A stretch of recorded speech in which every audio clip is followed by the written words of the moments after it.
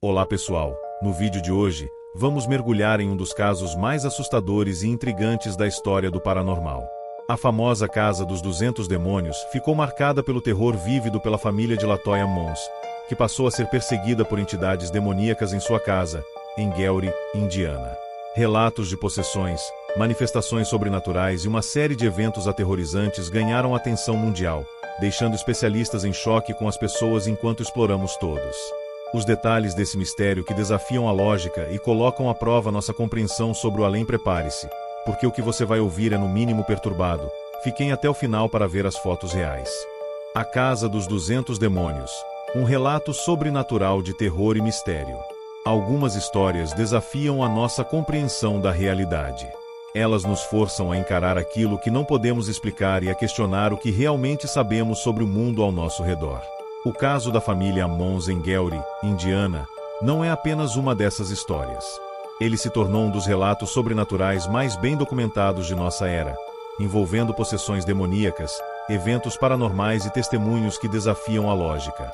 Em novembro de 2011, LaToya Mons, sua mãe Rosa Campbell e os 3 filhos de LaToya, 2 crianças pequenas e um adolescente, mudaram-se para o número 3860 da Carolina Street, em Gary, Indiana. Para a família, a casa simbolizava uma chance de começar de novo após tempos difíceis. A estrutura parecia comum, uma casa térrea com 3 quartos e um porão espaçoso, ideal para a jovem família. Mas desde o momento em que pisaram na propriedade, algo parecia estar errado. O primeiro sinal surgiu no inverno rigoroso, quando uma infestação inexplicável de moscas negras tomou conta das janelas do porão.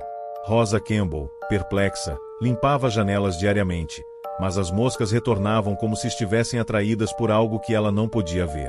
Poucos dias depois, começaram os sons estranhos no porão, passos, como se alguém caminhasse lentamente, e o barulho de portas sendo abertas e fechadas.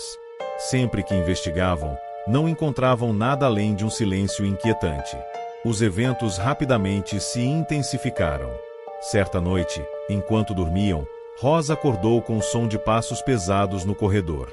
Quando foi verificar, encontrou uma sombra escura parada no meio da sala. Ela descreveu o momento como paralisante, pois sentiu uma presença opressora que a impedia de se mover. Ao acender as luzes, a figura desapareceu, mas pegadas molhadas ficaram marcadas no chão, apesar de não haver chuva naquele dia. Não demorou muito para que as crianças também começassem a relatar visões. O filho mais novo frequentemente dizia que via homens de olhos vermelhos olhando para ele à noite. A filha de LaToya começou a gritar no meio da noite, dizendo que figuras sombrias puxavam seu cobertor. Embora os relatos fossem assustadores, a família tentou ignorá-los, acreditando que tudo não passava de imaginação infantil. Tudo mudou radicalmente durante uma vigília realizada na casa em memória de um parente falecido. Familiares e amigos estavam reunidos em oração quando a filha de LaToya, então com 12 anos, começou a gritar e, subitamente, seu corpo foi erguido no ar. Ela levitou a cerca de 1 metro de altura enquanto todos olhavam horrorizados. O pânico tomou conta. Algumas pessoas tentaram puxar a garota de volta, enquanto outras começaram a rezar em voz alta. Após alguns minutos que pareceram horas, ela desceu lentamente para a cama e acordou sem memória do ocorrido. O incidente foi o suficiente para que muitos amigos e parentes decidissem nunca mais pisar na casa. A partir daquele dia, os eventos na casa se tornaram mais intensos e perigosos. O filho mais velho de LaToya começou a ser jogado contra paredes por uma força invisível, frequentemente ficando com hematomas. Ele também descrevia vozes que sussurravam em seus ouvidos, dizendo que a família estava condenada. Enquanto isso, o filho mais novo desenvolveu um comportamento assustador. Ele conversava com amigos invisíveis e desenhava imagens de figuras humanas com olhos sangrentos e rostos retorcidos. Ele também dizia coisas como: "Eles querem que eu vá com eles." LaToya começou a ser vítima de ataques físicos.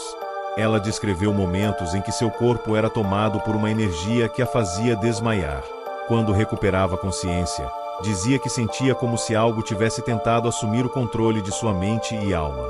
Desesperada, LaToya procurou igrejas locais em busca de orientação espiritual. Algumas igrejas recusaram ajuda, chamando-a de exagerada ou paranoica. Mas uma delas concordou em realizar uma bênção na casa. O pastor recomendou que a família ungisse as portas e janelas com óleo sagrado e rezasse constantemente. Latoya também procurou médiuns, que, ao visitarem a casa, revelaram algo aterrador. O porão continha um portal para o inferno, e a casa estava infestada por cerca de 200 demônios. Os médiuns aconselharam a família a sair imediatamente, mas, sem recursos financeiros, essa não era uma opção. O caso chegou às autoridades quando Latoya levou seus filhos ao hospital devido ao comportamento cada vez mais errático. Durante uma consulta, os médicos e assistentes sociais testemunharam as crianças entrando em transe, murmurando em línguas desconhecidas e contorcendo seus corpos de forma antinatural. Em um evento que se tornou um marco no caso, o filho mais velho foi visto andando de costas pelas paredes do hospital, enquanto uma assistente social e uma enfermeira observavam aterrorizadas. O episódio foi documentado em relatórios oficiais. Com a ajuda do reverendo Michael Maginot, a diocese de Gowrie autorizou exorcismos na casa e na própria Latoya. Durante os rituais, realizados em latim, Latoya gritava, convulsionava e até ria descontroladamente, enquanto o padre ordenava que os demônios saíssem. Foram necessárias 3 sessões intensas para que a família fosse finalmente libertada das forças que os atormentavam. Zach Bagans, um investigador paranormal, comprou a casa em 2014 e realizou várias investigações, documentadas em um filme. No entanto, ele decidiu demolir a casa em 2016, alegando que o local era um portal para forças malignas que continuariam a ameaçar quem se aproximasse. Até hoje, o caso da Casa dos 200 Demônios continua sendo um mistério.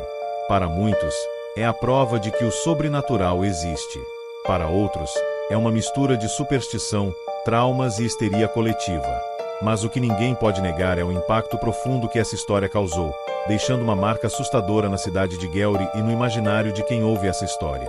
E você, acredita que o mal realmente habitou aquela casa? Não se esqueça de se inscrever no canal e dar aquele joinha. Até a próxima!